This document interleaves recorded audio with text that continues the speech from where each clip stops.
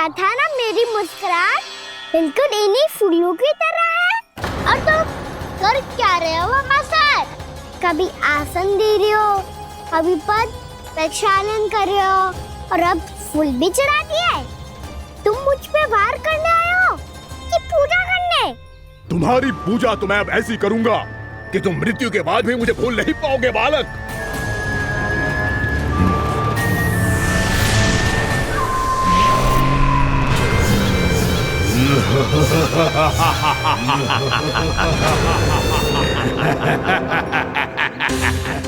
कान्हा, ये चट्टान तो मुझसे हिल ही ना रही।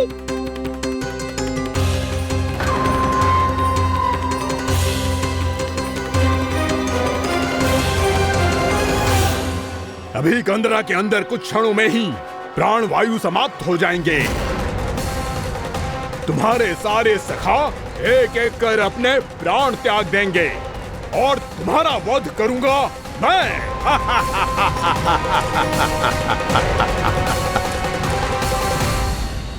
अरे सब जन बच के रहना। छलिया आया हुआ है वृंदावन में। क्या हुआ? अरे छलिया आ गया है। वृंदावन में मायावी छलिया। अरे क्या हुआ? कौन छलिया? मायावी छलिया सबको छलता है वो। हाँ, कुछ भी कर सके है वो। बहुत भयानक। अरे भानु, ठहर जरा, क्या हुआ? बहुत भयानक है वो, बच के रहना सब लोग। अरे भेष बदल ले तो है वो। हाँ। क्या हुआ? छलिया है वो। अरे मेरी बात तो बताओ।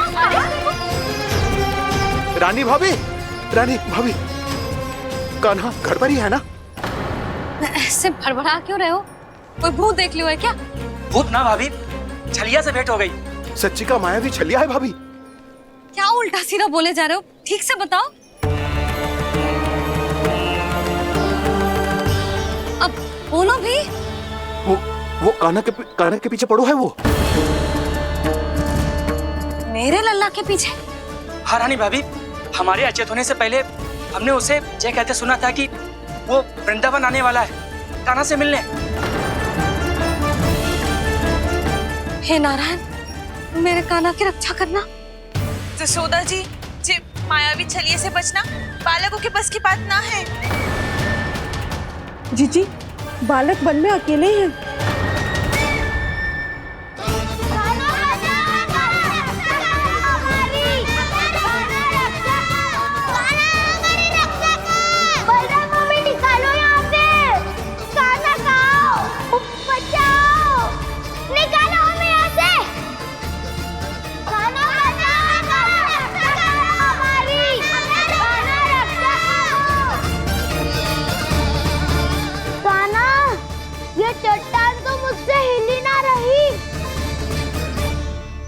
यदि मैं माया का स्वामी हूँ तो आप भी बल के स्वामी हो। ताऊ, अपनी क्षमता, अपना सामर्थ्य स्मरण करो।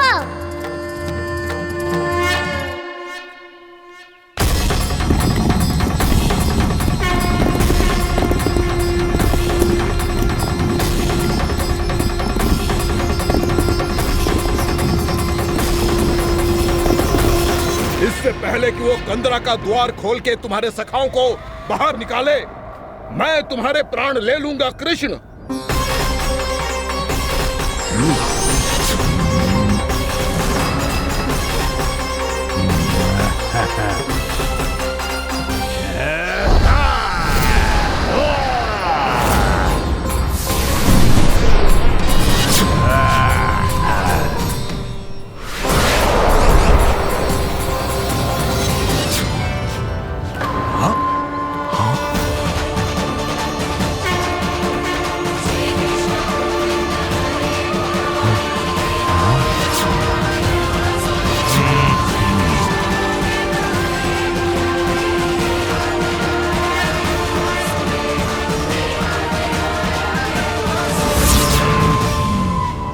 कितनी पूजा करोगे ब्रह्मासुर?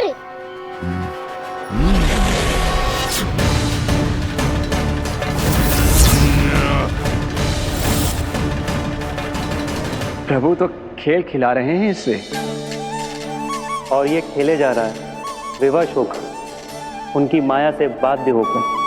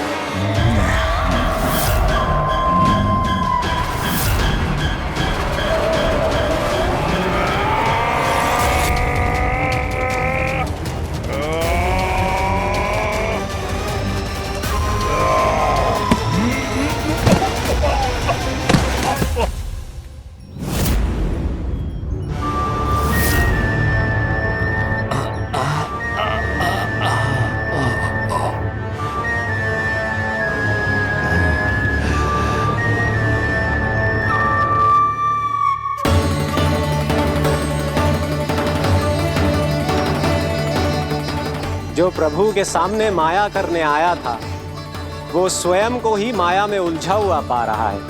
नारायण नारायण। लो, अब तो तुमने दंडवत प्रणाम भी कर लिया,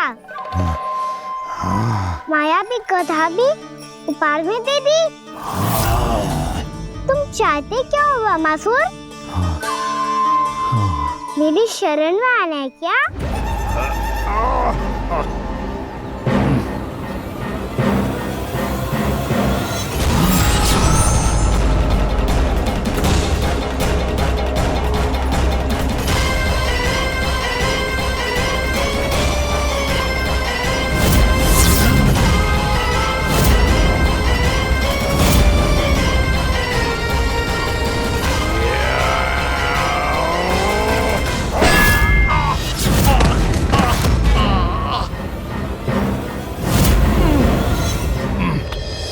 सोच विचार का समय ना है हमारे पास।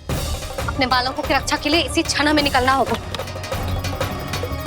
और वो छलिया किसी का भी रूप धारण कर सकते है। सुलक्षणा तेरा, शांति तेरा या मेरा, किसी का भी रूप धारण करके हमें भ्रमित कर सकते हो। इसीलिए हमें सतर्क रहना होगा।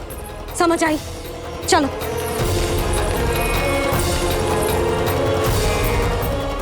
अभी भी समय है वामासुर, समझ जाओ।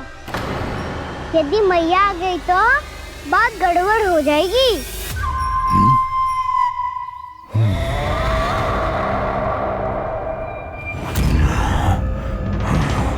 मुझसे लूट का कोई लाभ नहीं होगा। वामासुर, स्मरण करो तुम कौन हो? मायासुर का पुत्र हूँ मैं, अपने स्वामी महाराज कंस का सेवक हूँ, और तुम्हारा हूँ मैं काल।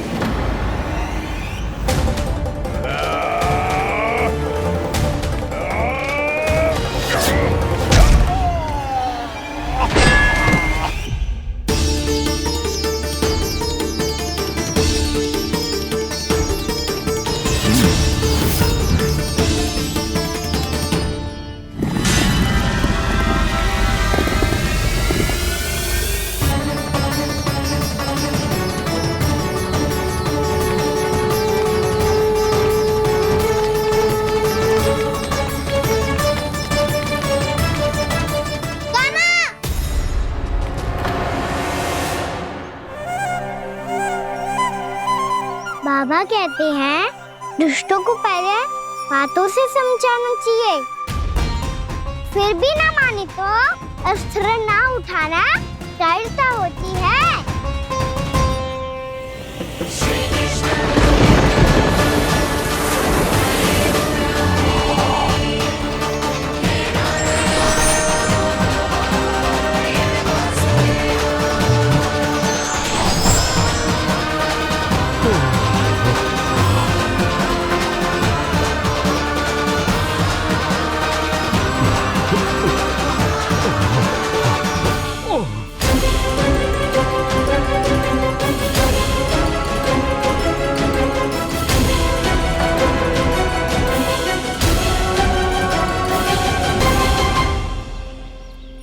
पता था मुझे, अपने बाबा के स्वरूप को हानि नहीं पहुंचाओगे। सही कही तुमने। पिता की छवि ही पिता के समान भी आनंदीय होती है। वामासुर, वामासुर। ये मैं अपने वास्तविक रूप में कैसे आ गया?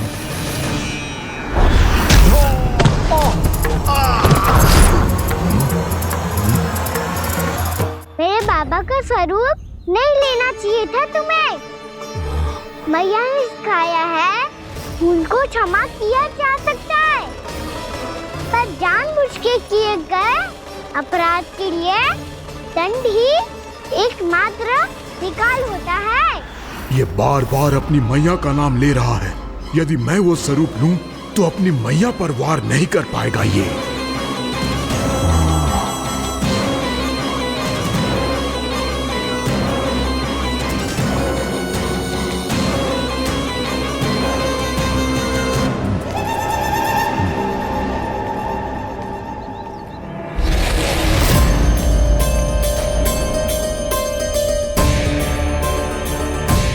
लल्ला,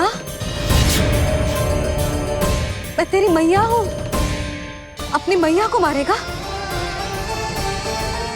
बच गया। समझाया था पर तुमने एक बार फिर से मूर्खता कर ही दी।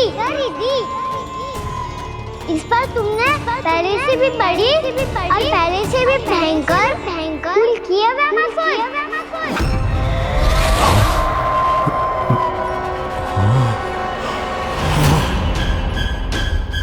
ये क्या हो रहा है मुझे? बार बार मेरा रूप क्यों बदल रहा है? ममता को समझे बिना अधिक समय तक मैया का स्वरूप हरण करके नहीं रख पाओगे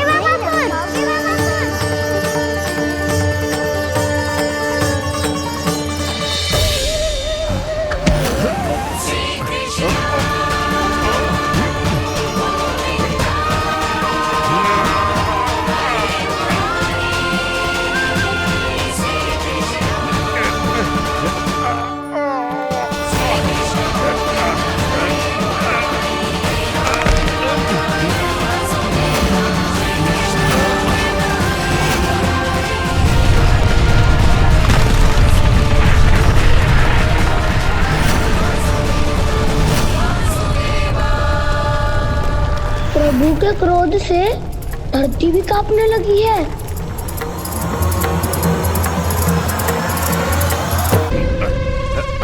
पुत्र को मारने के उद्देश्य से एक मां का रूप लिया तुमने। ये ममता का और मेरी मैया का घोर अपमान है रामासुर।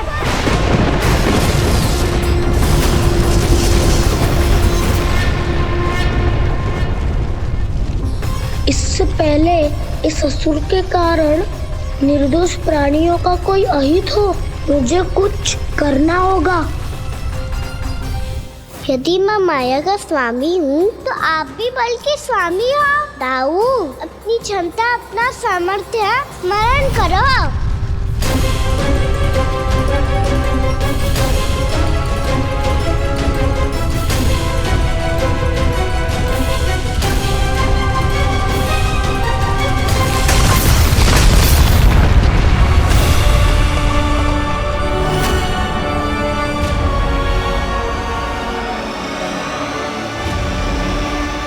अद्भुत बलदाऊ, अद्भुत। अपने बल का उचित प्रयोग करके आपने प्राणियों को हानि होने से बचा लिया और ये भी सिद्ध कर दिया कि इस युग में आपसे अधिक बलवान और कोई नहीं होगा। आज से आप बलदेव के नाम से भी जाने जाएंगे। आज से आप बलदेव के नाम से भी जाने जाएंगे। आपके चरणों का ये चिन्ह युगों युगों तक आपके बल की कथा कहता रहेगा। बलराम का चरण चिन्ह।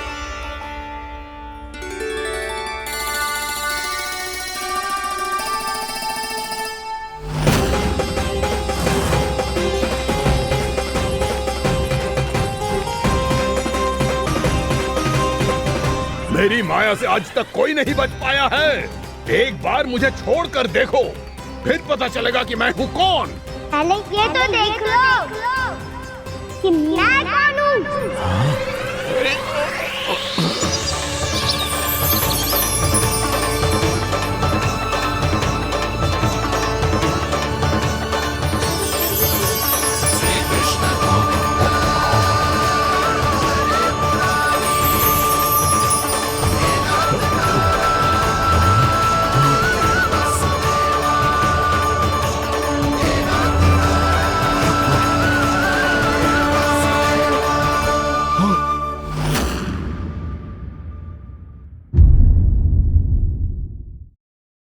शांति तो मोक्ष में ही है, इसीलिए मैं तुम्हें मोक्ष का वरदान देता हूँ।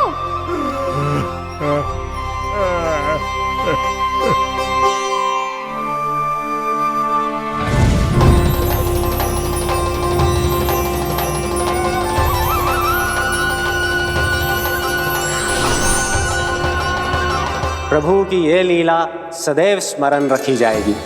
इस स्थान को इनका आशीर्वाद मिलेगा और इस कंदरा को व्योमासुर की कंदरा के रूप में पहचाना जाएगा।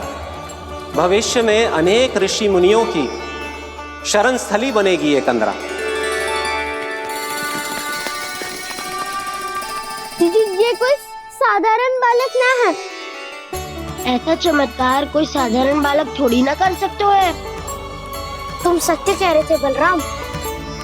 गाना सच्ची में भगवान ही है, तभी तो सब देवता इसे बसाने और इसकी ओर से युद्ध करने आते हैं। तुम सब ऐसे आंखें फाड़ के क्यों देख रहे हो मुझे?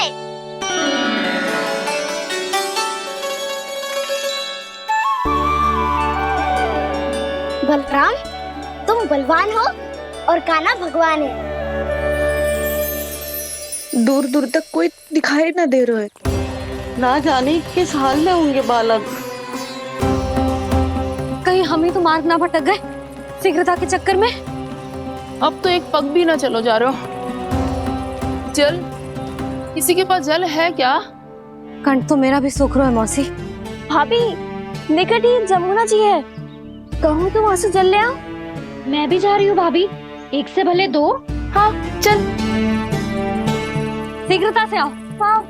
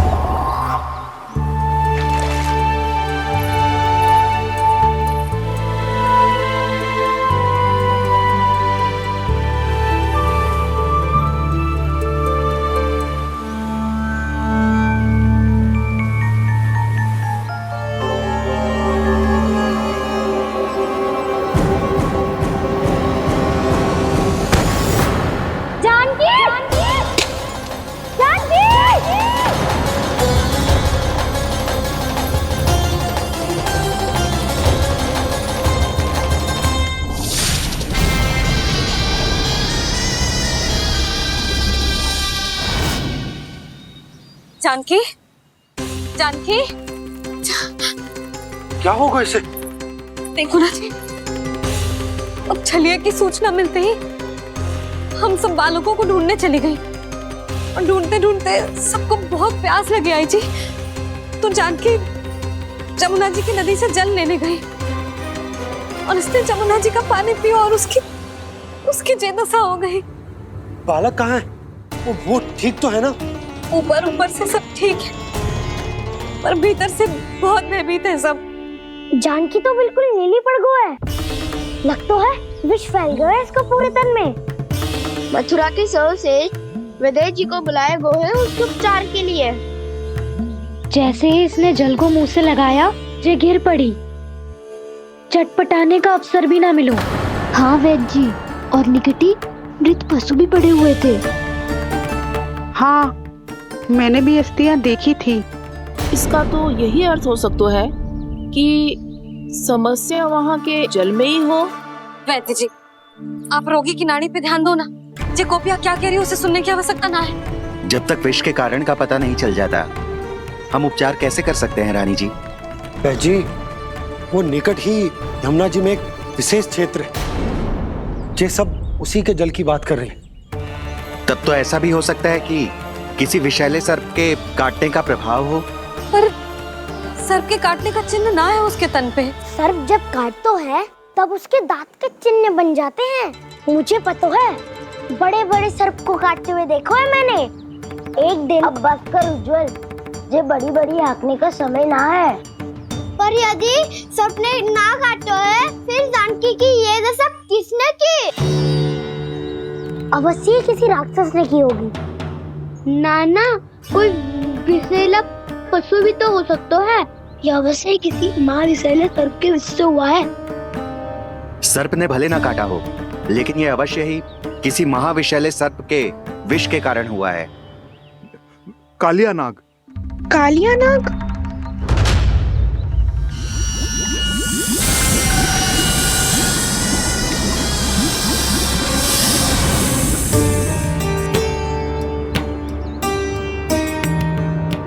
संकेतों से तो ऐसा लगता है कि जानकी ने कालियानाग के क्षेत्र के विशाला जल पी लियो है।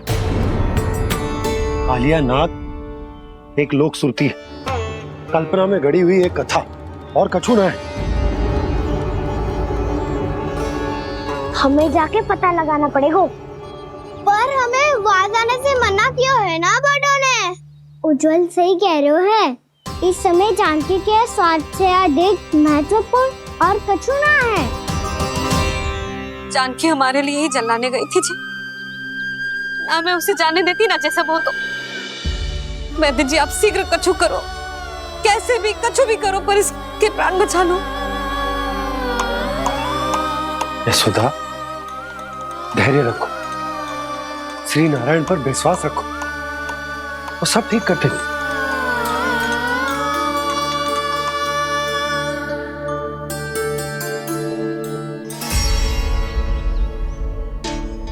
विष की काट की मेरे पास जितनी जड़ी बूटी थी मैंने सब अर्क बना के पिला दी, पर इसकी दशा में अभी तक कोई सुधार नहीं दिख रहा है।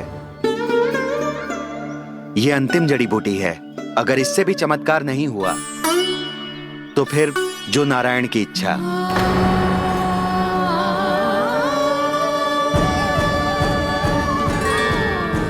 पर कोई तो उपाय होगा जानकी को बचाने का। कान्हा, यदि तुझे किसी औषधि के बारे में पता है हमें बता दे, हम जाके ले आएंगे।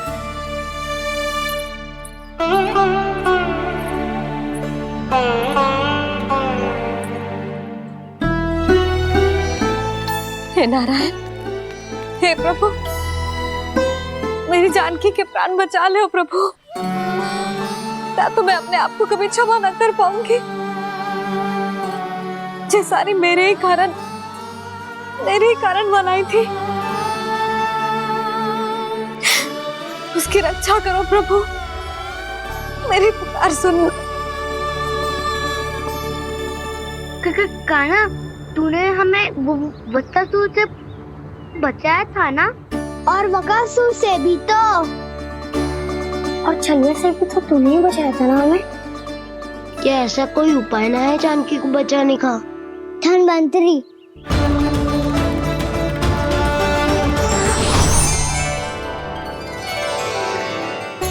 मैं आ गया हूं प्रभु, चिंता मत कीजिए, आपके आदेश का पालन अवश्य होगा। यशोदा मैया,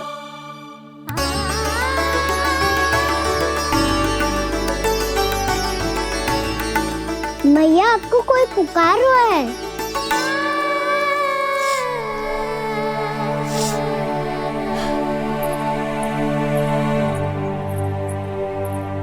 चिंता मत करो मैया, अब धन्वंतरी जी आ गए हैं, वो सब संभाल लेंगे। धन्वंतरी जी कौन है? जिन्होंने संसार का आयुर्वेद दिया, आरोग्य के देवता, वे श्री नारायण के अवतार।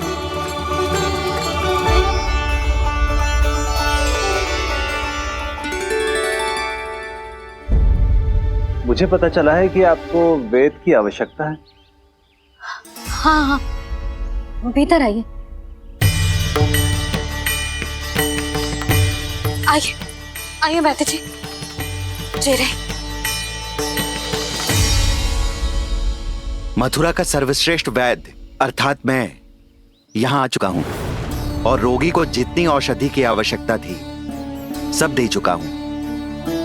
निश्चित रूप से आपने विष की काट के लिए बहुत ही उत्तम अर्क तैयार किया है, इसीलिए किसी और वैद्य की आवश्यकता नहीं है। किंतु आप अकेले कितना कुछ करेंगे वैद्यराज, मुझे अपना सहायक ही बना लीजिए। पर जो करना था मैं पहले ही कर चुका हूँ। हाँ, वो तो आप कर चुके हैं, बस रोगी के तन से विष निकालना शेष है ना वैद्यराज? हाँ हाँ, बस वही शेष है। इनके रक्त को विष रहित करने में मैं आपकी सहायता करूंगा। पहले ये संजीवनी मानी जाने वाली इन लाल फूलों की बूटी को भी घिसना है ना?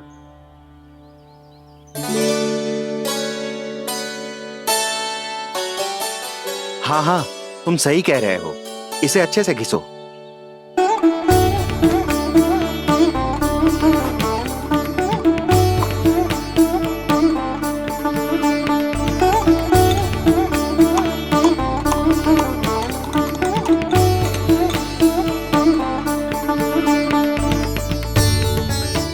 और ये नीले फूलों को भी तो मिलाना है ना?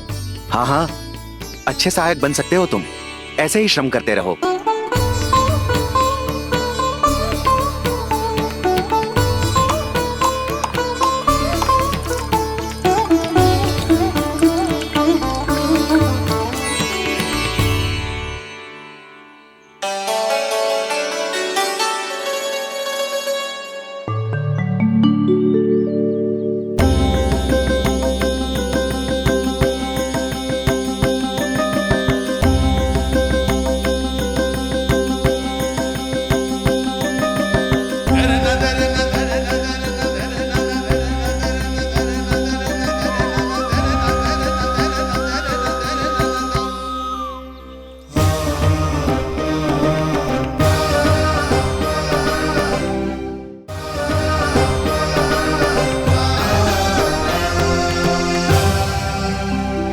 जानकी स्वस्थ तो हो जाएगी ना धन्वंतरी जी? धन्वंतरी? प्रभु, अब मैं क्या करूं? आपने तो स्वयं ही मेरी पहचान उजागर कर दी। जी क्या करो कान्हा? आप सब ऐसे क्यों देख रहे हो? मैया कहती है ना, सभी वेद धन्वंतरी जी का ही रूप होते हैं। वाह कृष्णा, चतुर तो हो तुम। वैसे वास्तविक धन्वंतरी मैं हूँ, मेरा अर्थ है वास्तविक वैद्य मैं हूँ। ये तो मेरा सहायक है, मुझे पूरा विश्वास है बिल्कुल ठीक हो जाएगी। वैसे ही थोड़े ना मुझे मथुरा का सर्वश्रेष्ठ वैद्य कहते हैं लोग।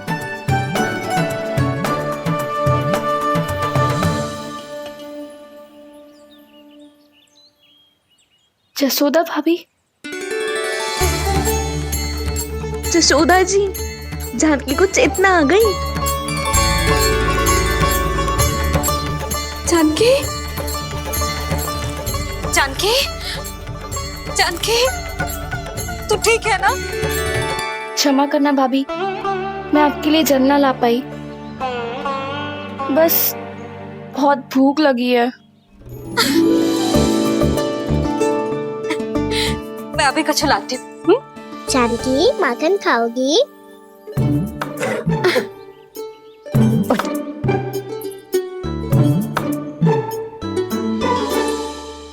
आजा, तू ही खिला दे लल्ला।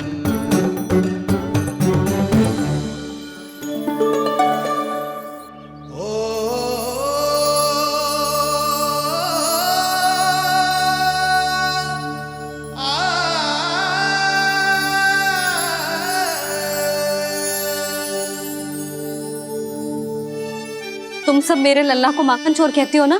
आज देखो, अपना ही माखन जानकी को खिला रहे है।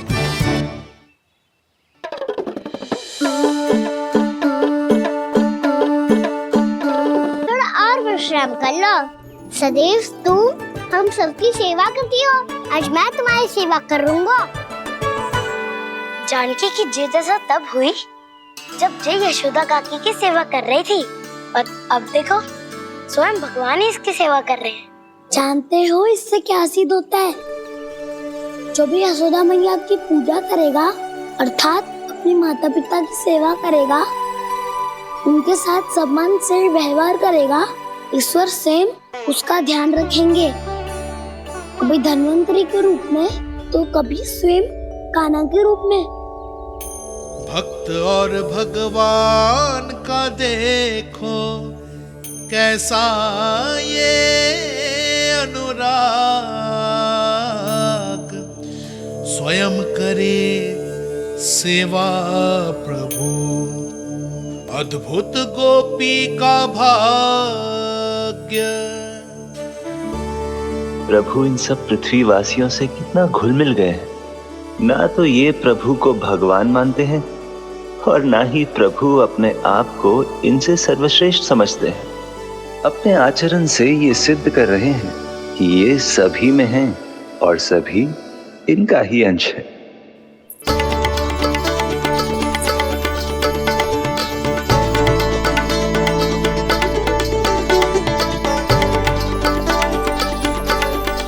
प्रभु,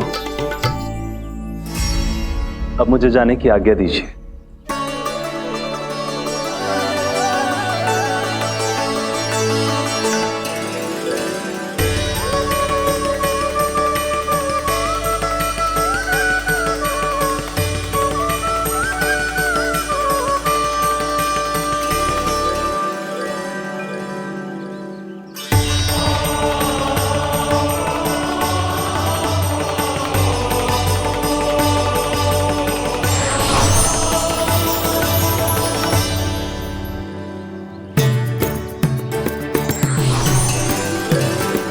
कान्हा ने तो सच्ची में धन्वंतरी जी को बुला लिया था।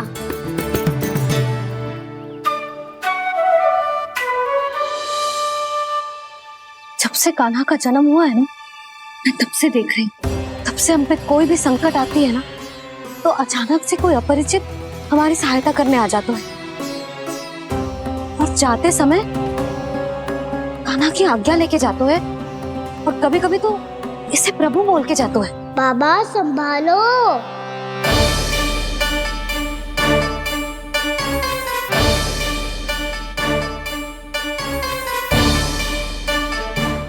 सूचना पर देख कर भी कुछ समझ नहीं पाएंगे।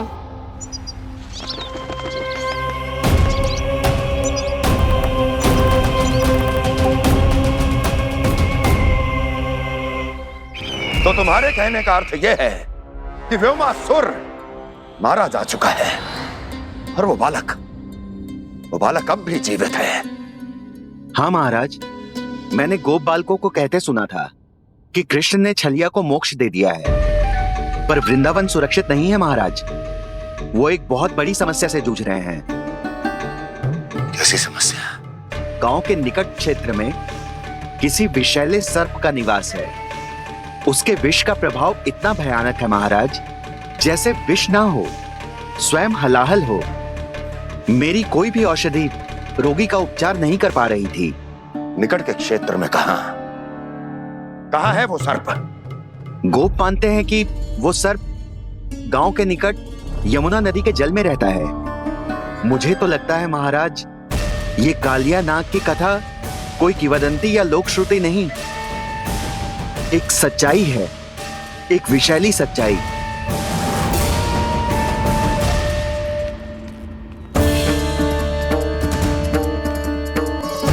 कालिया का सामना करने का समय आ गया है, पर उससे पहले मुझे बुलाना होगा उन्हें।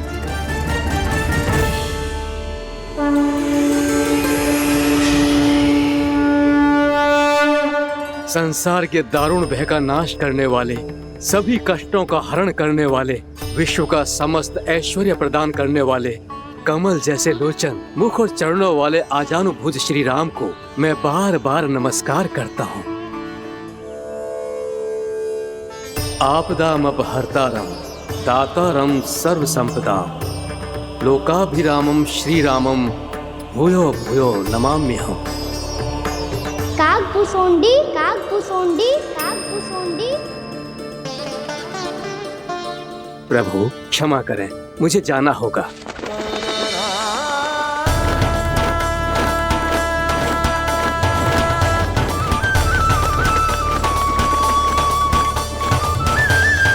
प्रणाम प्रभु। अनेक बार मैं आपके दर्शनों के लिए आया प्रभु। कभी नंद भवन के झरोखों से आपके दर्शन करके चला जाता था, तो कभी दूर किसी वृक्ष की आड़ से आपको निहार लिया करता था। आज आपने स्वयं मुझे बुलाकर धन्य कर दिया प्रभु।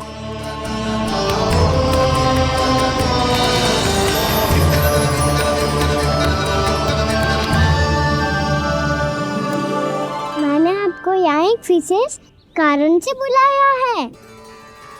आपके श्राप से इस कालिया नाग को मुक्त करने का समय आ गया है। ये तो बहुत ही उत्तम समाचार है प्रभु। इतने वर्ष बीत गए, मुझे आज भी स्मरण है वो दिन जब मैंने उन्हें श्राप दिया था।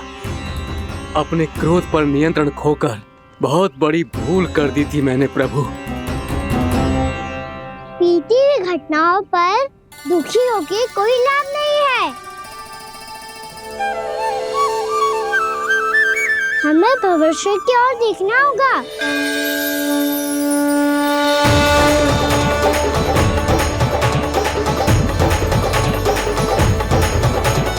आदेश कीजिए प्रभु, क्या आज्ञा है आपकी?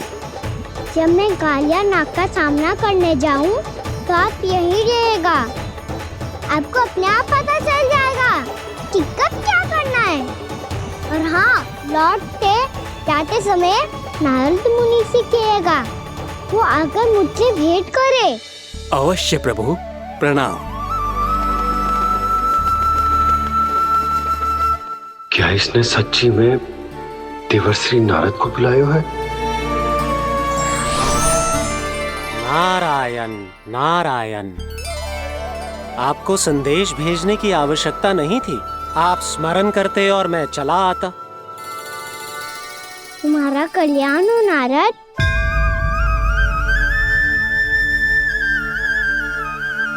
मैंने तुम्हें एक विशेष कार्य के लिए बुलाया है। आज्ञा दीजिए प्रभु। तुम्हें एक बार फिर कंस से भेंट करनी होगी।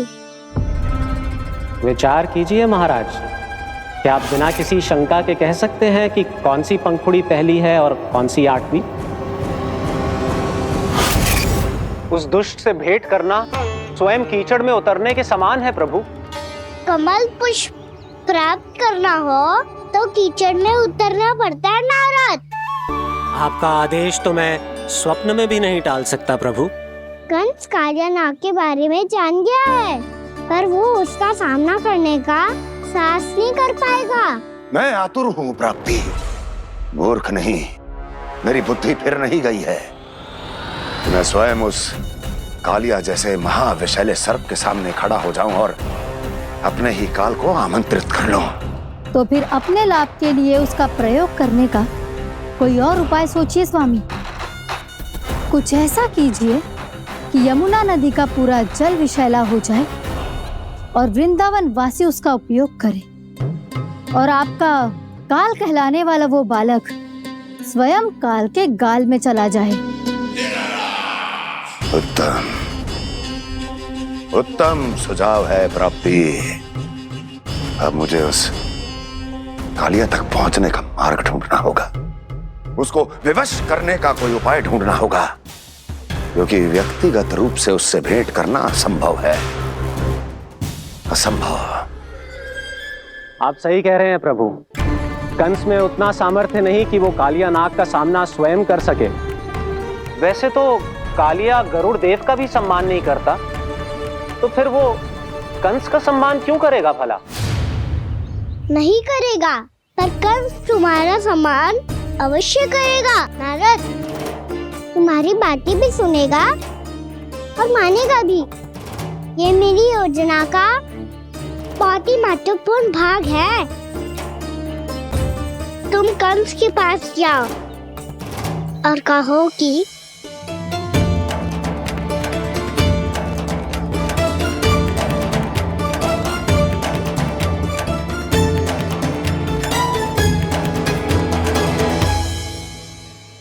संतान अपने माता पिता को तीर्थ का सौभाग्य दिलाती, और मेरा लल्ला कितना महान कि उसने हमारे घर को ही तीर्थ बना दिया।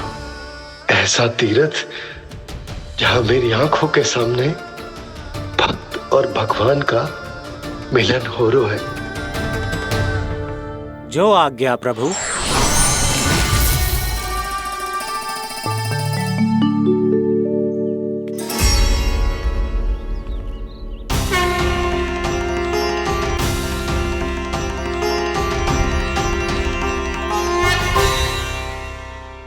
बाबा, कान्हा, ये सब क्या चल रहा है? पहले काग भुसुंडी जी और फिर जे नारद जी। क्या योजना बना रहे हो तुम? कान्हा, बताना लल्ला, क्या सोच रहे तू? कान्हा देख, अगर तुझे अपने बाबा को ना बताना हो ना, तो अपने भक्त को बता दे। क्या सोच रहे हो लल्ला? क्या करने वाले हो आप?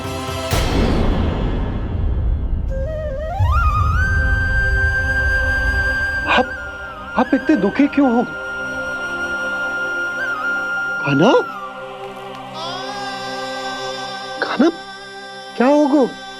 क्योंकि मुझे आभास हो गया है बाबा, समय आने वाला है। कौन सा समय आने वाला है लल्ला?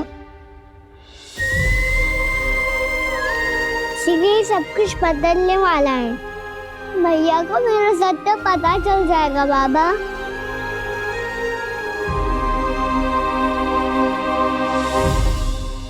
पर लल्ला, इसका काग भुसुंडी और कालिया नाग से क्या संबंध है?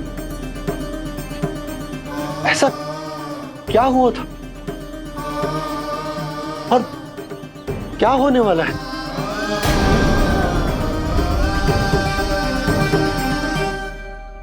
जो होने वाला है बाबा, उसका संबंध उससे है जो सैकड़ों वर्ष पहले हुआ था। महर्षि भृगु के एक वंशज थे वेद शिरोमणि, जो विंध्याचल की पहाड़ियों में साधना कर रहे थे। तभी वहाँ अश्वशिरा नाम के एक दूसरे मुनि आमंत्रण के बिना ही आ गए। कितना सुंदर और शांतिपूर्ण आश्रम है। यहाँ प्रभु की साधना करने में बहुत आनंद आएगा। शीघ्र ही अश्वशिरा मुनि उपस्थिति के कारण होने वाले व्यवधान से बाध्य होकर वेद शिरोमणि ने अपनी आंखें खोली। कौन हो तुम और यहाँ क्या कर रहे हो? आपके आश्रम में बहुत शांति है मुनिवर। साधना करने के लिए बहुत ही उत्तम स्थान है ये। मैं चाहता हूँ कि मैं भी यहाँ। आप यहाँ साधना करना चाहते हैं, लेकिन इतना भी नहीं जानते कि किसी के आश्रम में प्रवेश करने से पहले उसकी आज्ञा लेनी चाहिए। आप ये भी नहीं जानते कि यदि कोई यज्ञ कर रहा हो तो बिना अनुमति के वहाँ प्रवेश करने से उसकी यज्ञ साधना भंग हो सकती है। आप क्या साधना करेंगे मुनि? आप तो साधना के योग्य ही नहीं हैं। इतना अपमान! एक मुनि के मुख से इतने कड़वे शब्द शोभा नहीं देते। मैं तुम्हें श्राप देता हूँ, जितनी विषैली तुम्हारी जिह्वा है उतने ही विषैले सर्प बन जाओ तुम। और ऐसा सर्प जो सांस भी ले तो निकट का वातावरण दूषित हो जाए। तुम्हारे इस दुस्साहस के लिए मैं तुम्हें श्राप देता हूँ कि तुम अभी इसी क्षण कौवा बन जाओ, और ऐसा कौवा जो कांव कांव करके अनर्गल प्रलाप करता रहे।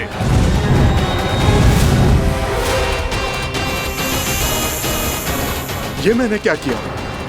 ये मैंने क्या किया? क्रोध के कारण दोनों ने एक दूसरे को श्राप दे दिया।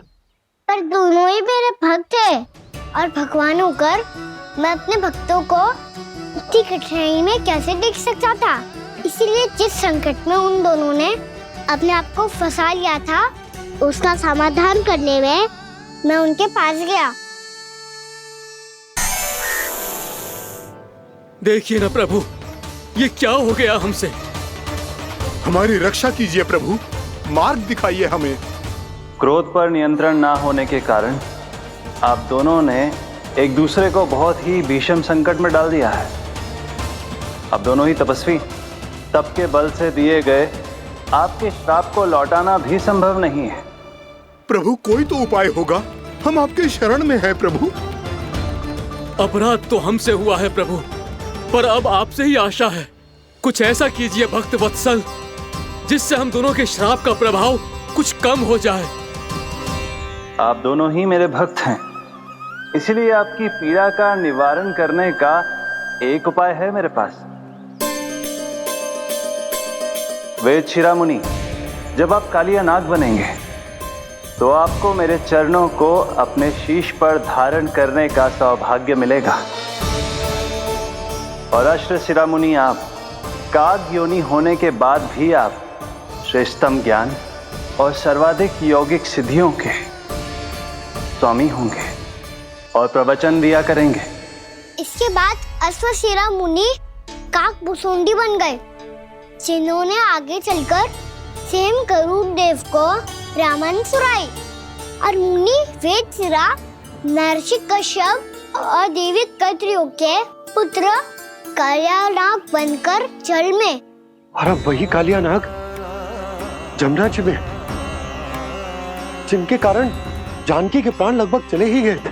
अब कालियानाग को उचित स्थान पर भेजने का समय आ गया है बाबा। पर ये तो अच्छी बात है कान्हा, वेदशिरा मुनि को दिया हुआ तुम्हारा वचन भी पूरा हो जाएगा, जमुना जी की शुद्धि भी हो जाएगी। इस सब के बाद भी तुम दुखी क्यों हो? क्योंकि इसके बाद मैया के सामने मेरा रहस्य खुल जाएगा बाबा। उन्हें पता चल जाएगा कि उनका बालक कोई साधारण बालक ना है। भविष्य में जो होने वाला है उसे सबके सामने घटने से रोकना मेरे लिए भी संभव ना होगा। मैया को सब पता चल जाएगा। क्या पता चल जाएगा रे मुझे?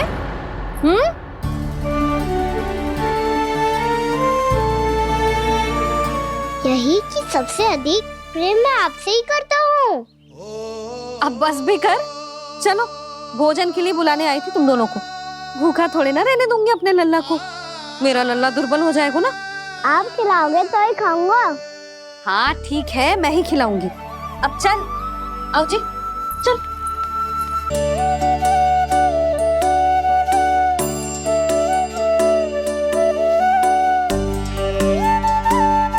मैया खेलो ना मेरे साथ।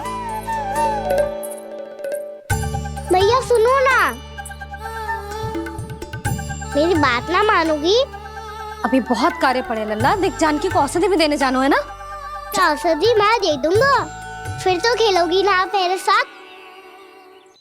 पिछले कुछ दिनों से अपनी मैया का अधिक से अधिक प्रेम पाने का प्रयास करो है कान्हा। इसका तो एक ही अर्थ हो सकता है कि कछु बहुत बड़ो होने वाला है। कान्हा रुक जा लल्ला। कान्हा क्यों तंग कर रहा है? मैया को पहन लेना। कान्हा, कान्हा, ये क्या करो तूने?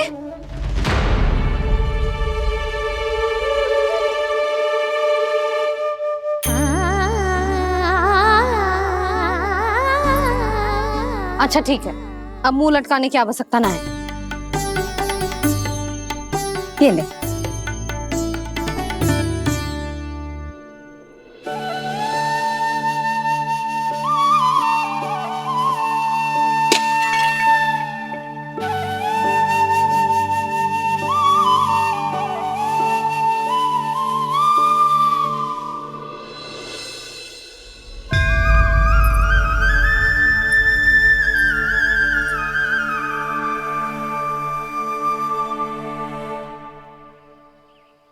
तंग करे मैया को खिजाए, खेले रूठे मनाए, लीला अनोखी करके शरारत, कान्हा दंड भी पाए।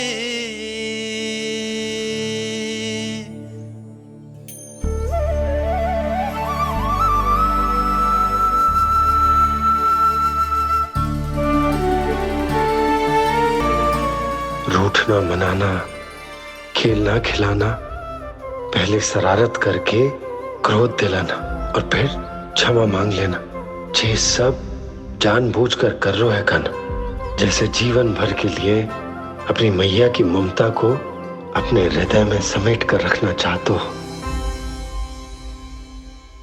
कैसे कैसे करूं उस कालिया से मित्रता, कैसे करूं उसका उपयोग?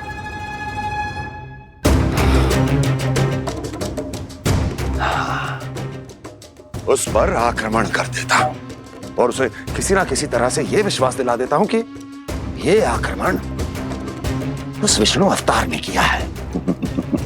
फिर वो क्रोध में आकर सारे वृंदावन वासियों को अपने विष से समाप्त कर देगा। उचित है, ये उचित है। नारायण हरि, नारायण हरि।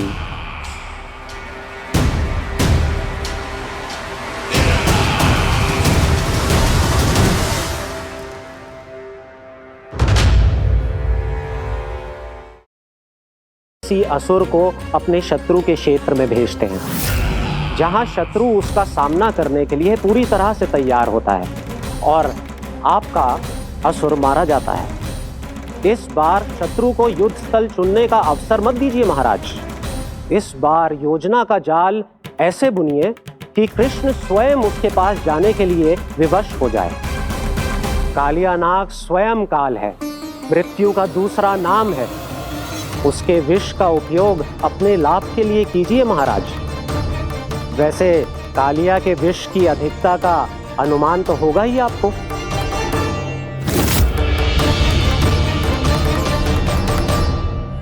एक बार जो उसके क्षेत्र में पहुंच गया, फिर उसके विष से बचना असंभव है। उचित सुझाव है देवर्षि, उचित सुझाव है। देवर्षि, उस छलिया विष्णु की भक्ति करते करते आप भी उसके रंग ढंग सीख गए हैं। उचित है, उचित है।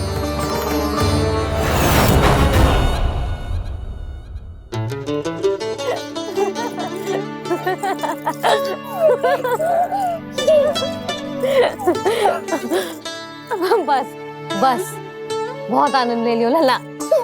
बस अब दूध पी ले। ठहर ठहर, गर्म है। जी ले पी।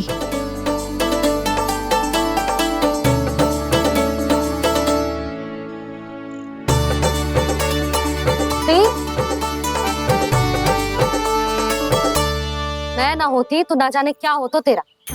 अपने आप दूध भी ना पी सकते है, भावला कहीं का। आपकी इस प्रेम के लिए तो मैं धरती पे आया हूँ मैया। मैं भी यही सोच रहा हूँ यशोदा कि तुम ना होती तो मेरा क्या होता। इसी बात पे थोड़ा दूध और कजू खाने को दे दो। अरे मैं तो भूल ही गई। तनिक ठहर जाओ जी, दूध पी लेना तो आपके लिए भी कछु ले आती।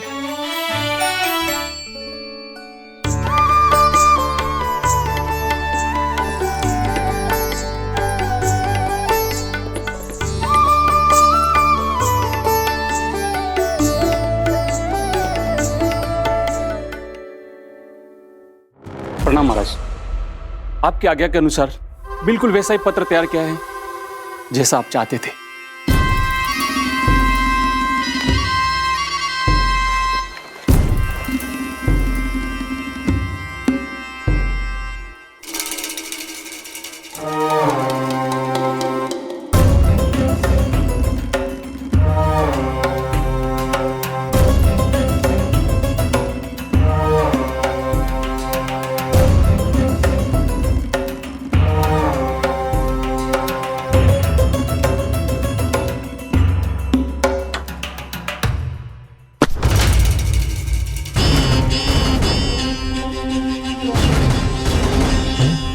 कृष्ण जन्म से लेकर आज तक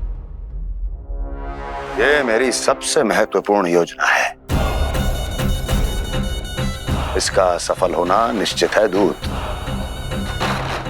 किंतु केवल वही करना जैसा मैंने कहा है। जाओ।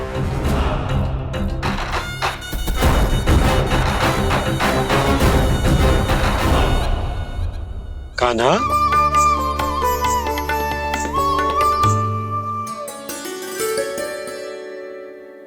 क्या होगा?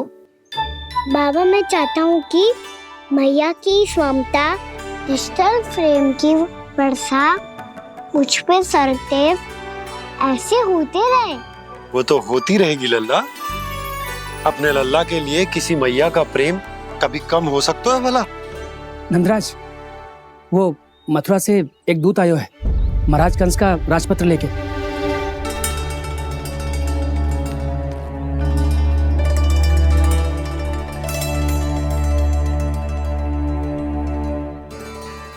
कान्हा अब क्या करने वाला है?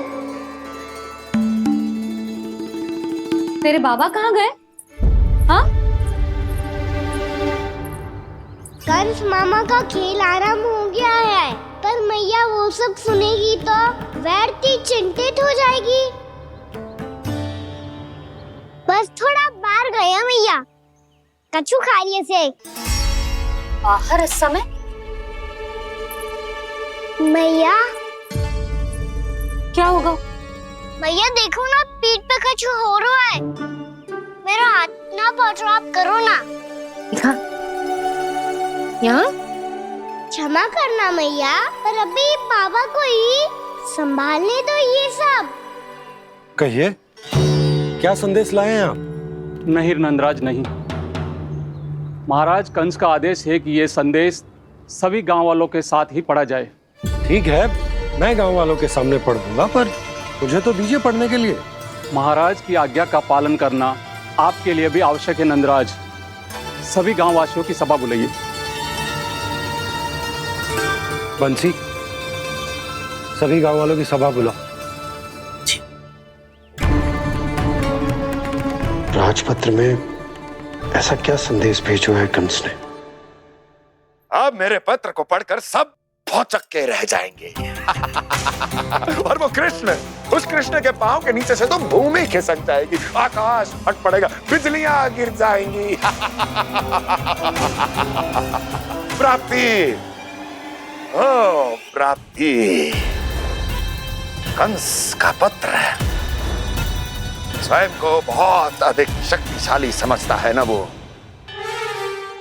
अब देखता हूं कैसे वो इस महासंकट का सामना करता है। वो कृष्ण, वो अपनी मृत्यु स्वयं चुनेगा या मृत्यु की वेदी पर चढ़ा देगा प्रिय वृंदावन वासियों को।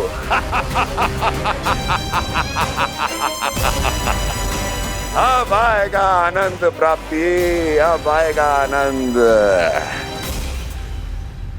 सबको इकट्ठा करवा के ही पढ़वाएगो। अवश्य ही कोई विशेष संदेश दिया होगा कंस ने। मैं भी यही सोच रही हूँ सुलक्षणा जी, कछु ना कछु तो विशेष है, और जे हो क्या सकता है? हाँ, बात तो सही है। ऐसा क्या हो सकता है? सभी गांव वासियों के सामने कहा जाए, कछु तो विशेष अवश्य लग रहे हो। बाहर तक कोलाहल क्यों हो रहा है? मैया, मैया, अब क्या होगा? मैया देखो ना, सर पे कछु हो रहा है। लल्ला, नारायण ने तुझे हाथ दिए हैं ना? पीठ की बात अन्य थी। अपने सिर की सेवा स्वयं कर। सर पे तो हाथ पहुंच रहा है ना?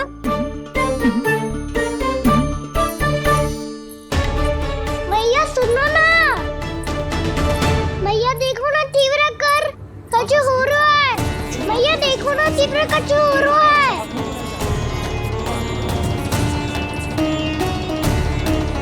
सब लोग आ चुके हैं, अपना संदेश सुनाइए आप।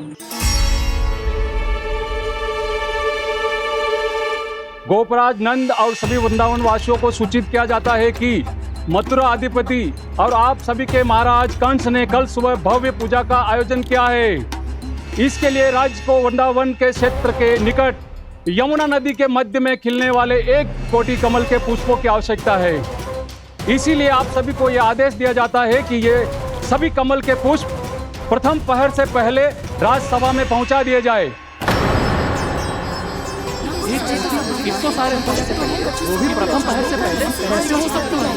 यदि आप ऐसा करने में असफल रहे तो इसे राज आज्ञा का उल्लंघन माना जाएगा और राजद्रोह के आरोप में आप सभी को कड़े से कड़ा दंड दिया जाएगा। स्मरण रहे, यदि कल की पूजा में इन 1 कोटि कमल के पुष्पों का ना पहुंचने के कारण कोई व्यवधान आया तो समस्त वृंदावन वासियों को दोषी माना जाएगा और पूरे गांव को निवासियों सहित धूल में मिला दिया जाएगा। कल प्रथम पहर तक का ही समय है आप सबके पास।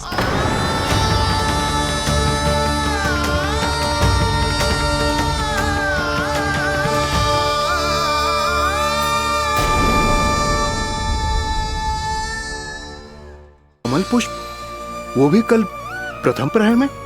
ऐसे कैसे संभव है?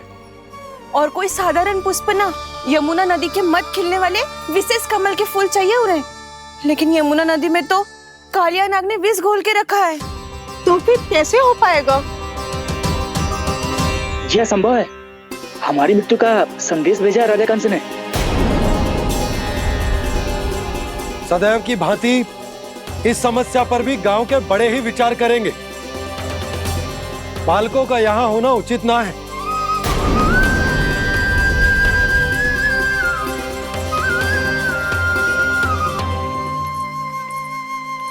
लल्ला, ले जे गेंद ले, जा अपने सखाओं के साथ खेल। सुबह उज्जवल, मधुमंगल वसंता, देखो भैया ने क्या दिया है। चलो खेले, बहुत आनंद आएगा आज।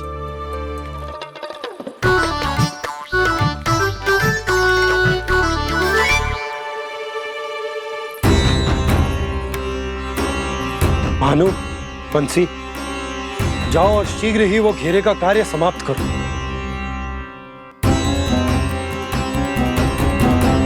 पर कछु ना कछु तो करना पड़ेगा ना। पर हम कर ही क्या सकते हैं? पुष्प लाने को और कोई उपाय है भी तो ना। मैं चला जाऊंगा जमुना जी में। वैसे भी मेरे जीवन के कितने दिन शेष बचे हैं। गांव के लिए, समाज के लिए कुछ करके मरूं, तभी तो शांति मिलेगी। ना काका, यदि आप उस विषैले जल में छलांग लगा भी दोगे, किंतु 1 कोटि कमल पुष्प एकत्रित कर पाना आपके लिए संभव ना है। इससे अच्छा है कि मैं चला जाऊं। यदि मैं मर भी गया तो मेरे पीछे रोने वाला कोई ना है। किसी को कहीं जाने की आवश्यकता ना है। गोप नरेश होने के नाते ये मेरा कर्तव्य है कि मैं आप सबकी रक्षा करूं। नंदराज, आपको जाना है तो जाओ। हरिया, काका, भैया सब चले जाओ। लेकिन आपको पता है वहाँ का जल कितना विषैला है। आप लोग एक क्षण भी जीवित नहीं रह पाओगे। फिर कैसे इकट्ठा करेंगे 1 कोटि कमल पुष्प? आप बात तो सही कह रही हैं शांति। उस दुष्ट कंस ने ऐसी मांग रख के हम सबको फंसा दिया। हम में से कोई भी क्यों ना चला जाए और इस संकट का समाधान ना निकलेगा। कान्हा, बताना कौन सा खेल खेलें? गेंद पकड़ खेलते हैं।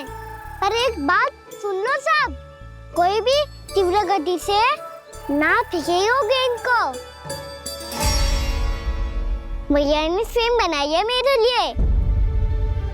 सब तैयार हो?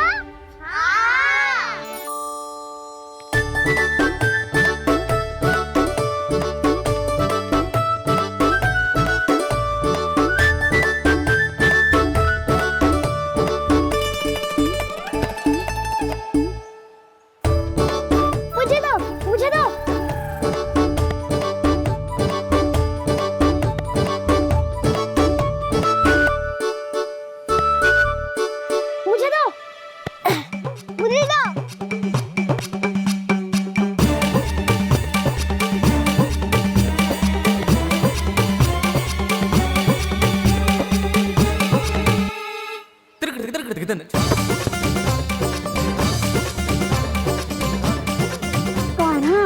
इतनी धीरे से फेंकेगो तो कैसे आनंद आएगो? थोड़ा बल लगा के फेंक। हाँ कान्हा, हम अभी बड़े हो गए हैं, तू अब भी छोटे बालकों की तरह फेंक रहा है।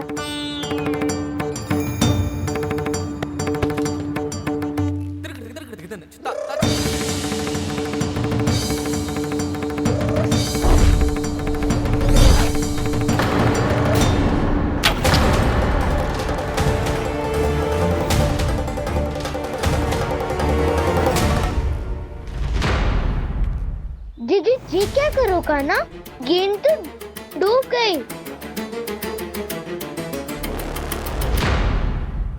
अच्छा, तो ये सब इसकी योजना का भाग था, ताकि ये कालिया का सामना कर पाए। तुम सबने तो कही थी तीव्र गति से फेंको। देखो, फेंकवा दी ना मेरी गेंद मुझसे नदी में।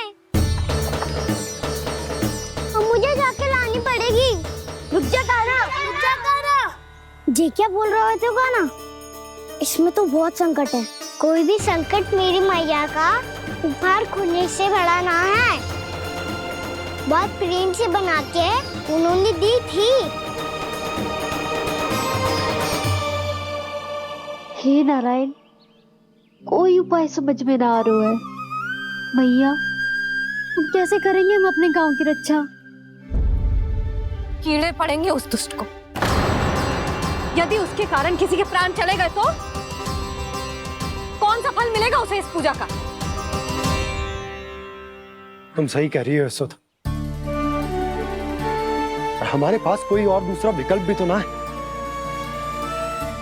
यदि हमने मथुरा की राज आज्ञा का पालन ना किया तो इसका दुष्परिणाम पूरे गांव को भुगतना पड़ेगा।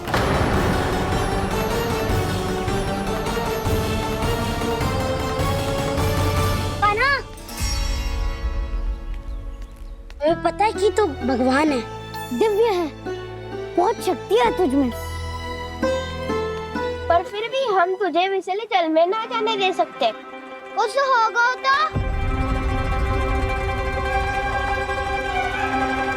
तुम सब इतनी हट कर रहे हो तो ठीक है, ना जाऊंगा।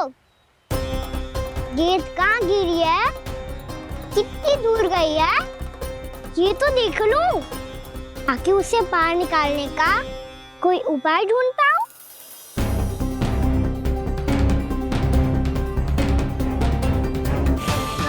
हाँ।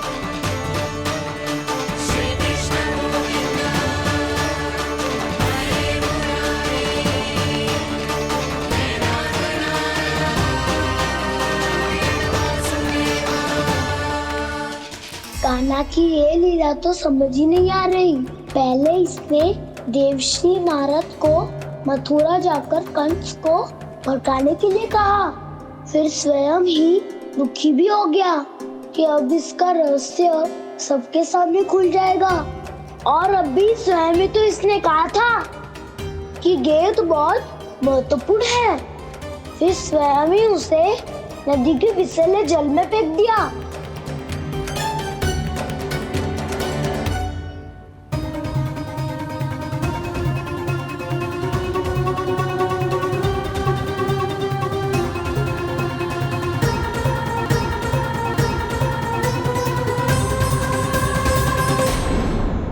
तुम्हें ही देखते रहना चाहता है, किंतु यदि हमारे पति जाग गए तो तुम्हें अवश्य हानि पहुंचाएंगे। ये बहुत विषैले है बालक, कालकोट जैसे भयानक, इनके विष से तुम नहीं बच सकोगे। नंदराज, कालिया नाग के विष का प्रभाव बढ़ते ही जा रहा है। पहले 8 कोस तक उसके विष का प्रभाव था, अब तो 1 योजन से अधिक क्षेत्र में फैलो है। जल पीने के प्रयास से अनेक पशु मारे गए हैं और नदी के निकट के वृक्ष और वनस्पति सब नष्ट होने लगे।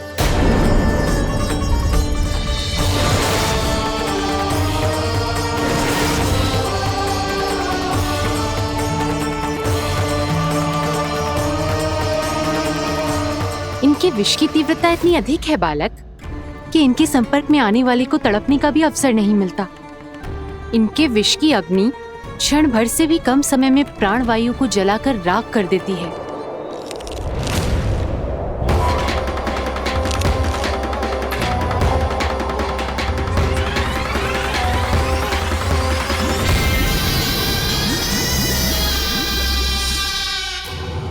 तब तो समस्या और भी गंभीर हो जाएगी।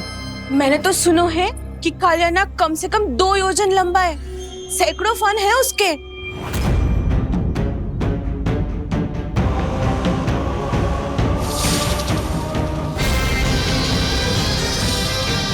इसका अर्थ तो ये है कि हम दोनों ओर से फंस गए। एक और कंस को 1 कोटि कमल पुष्प देने जो कि कालिया नाग के क्षेत्र में पड़ते हैं, और दूसरी ओर उस कालिया नाग का विष यमुना जी के क्षेत्र में बढ़ता ही जा रहा। इसके कारण हम ही नहीं, निर्दोष पशु पक्षी भी संकट में।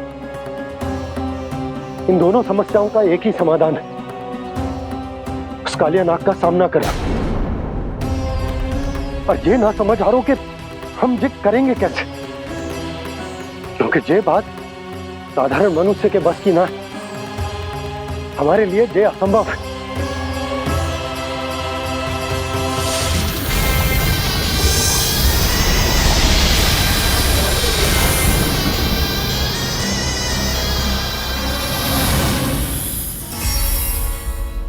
अब तो तुमने अपनी आंखों से भी देख लिया बालक, ये कितने विषैले हैं। नींद में भी विष उगलते हैं। इससे पहले कि तुम्हें कुछ हो जाए, चले जाओ यहाँ से, मान लो हमारी बात। आप सब मुझे जानती भी नहीं और फिर भी मेरी इतनी चिंता कर रही हैं आप। माँ की ममता भेदभाव नहीं जानती। तुम भी किसी के पुत्र हो और हम सब भी माँ हैं। एक माँ को हर बालक में अपनी ही संतान दिखाई देती है। इसलिए हम तुमसे विनती करते हैं, वापस चले जाओ, बचा लो अपने प्राण। मेरी चिंता मत कीजिए, मुझे कुछ नहीं होगा। होगा, अनर्थ होगा यदि ये उठ गए तो।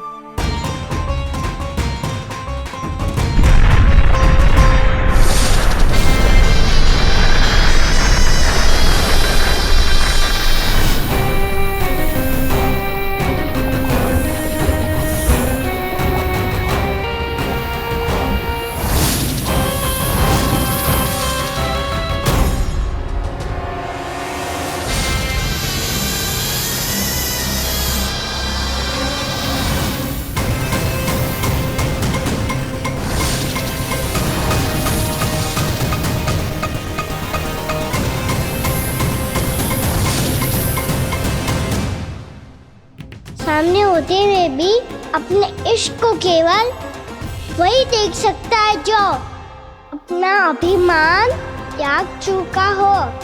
पर पूर्व जन्म में मेरा भक्त होने के नाते मेरा सत्य स्वरूप देख पाने में मुझे इसकी सहायता करनी चाहिए।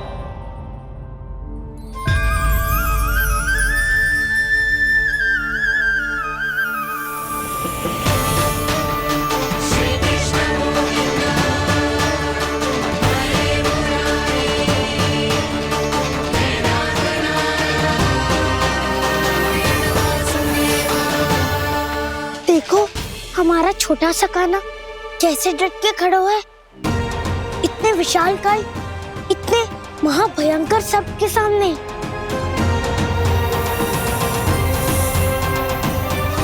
ये कोई भगवान नहीं है जो इसके सामने हाथ जोड़ रही हो तुम सब।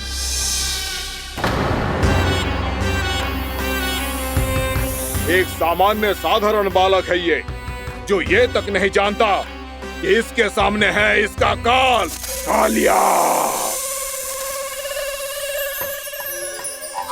तू कौन है बालक? मेरे इतने निकट आकर भी तू जीवित कैसे है? मेरी नहीं, अपनी चिंता करो कालिया। बहुत मनमानी कर ली तुमने। अब बस मैं तुम्हें रोकना हूँ। अब बस मैं तुम्हें रोकना हूँ। मैं तुम्हें रोकना हूँ। बित्ते भर का है तू, मेरे विष के बारे में जानता ही क्या है? और कहता है मुझे रोकने आया है। किससे? किससे रोकना चाहता है तू मुझे? मुझे क्रोध दिलाने की भूल मत कर बालक। अपनी फुंकार से ही तेरी इस मुस्कुराहट को अंतिम मुस्कुराहट बना सकता हूं मैं। शीघ्र बता, कौन है तू और किसने भेजा है तुझे? तुम्हें आवाज भी है कि अपनी पुकारों से तुम कितना विष भूल चुके हो। पवित्र यमुना नदी को कितना दूषित कर दिया तुमने। और यही नहीं, तुम्हारे कारण निकट के जीव जंतुओं, वृक्ष, वनस्पतियों सबको हानि पहुंच रही है। तो क्या? मुझे उससे क्या? मुझे है आपत्ति है मुझे तुम्हारे इस व्यवहार से, और इसीलिए तुम्हें यहाँ से जाना होगा, यहाँ से जाना होगा।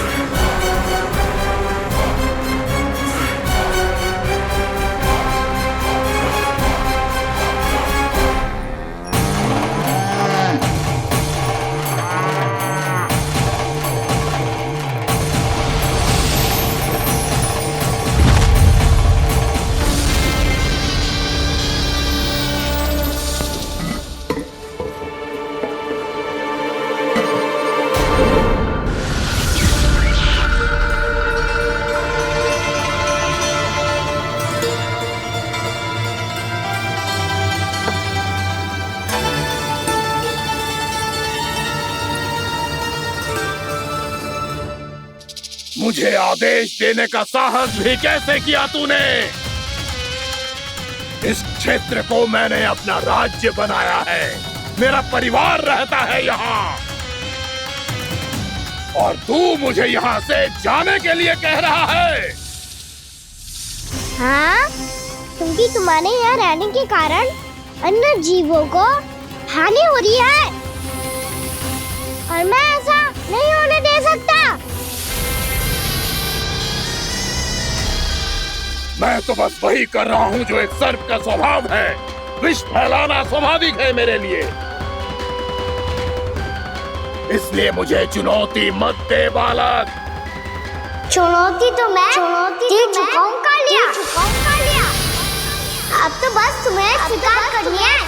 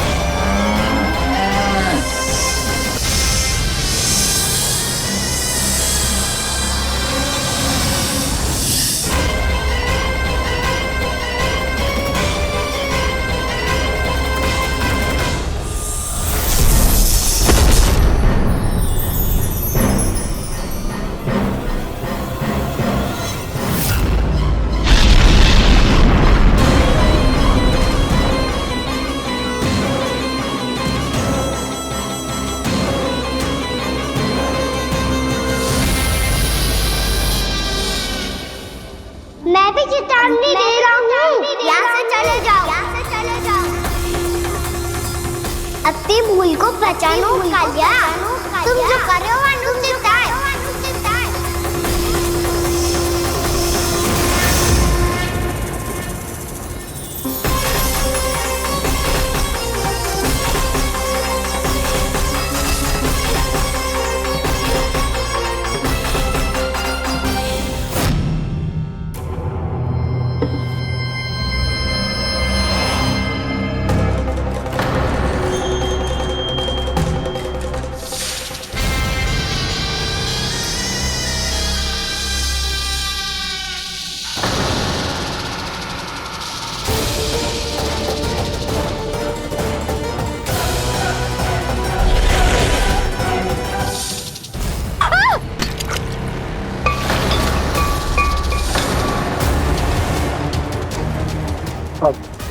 मैं आता हूँ।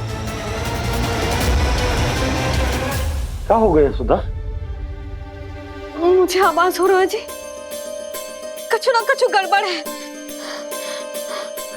यशोदा, जो समस्या हमारे सामने है, हम सभी उसका समाधान खोजने में जुटे।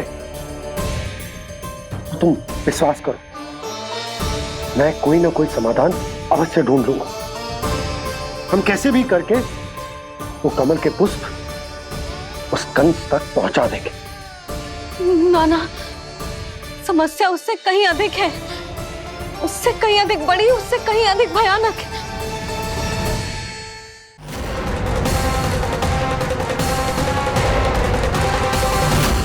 इसकी ये बूंद से ही सबके प्राण चले जाते हैं।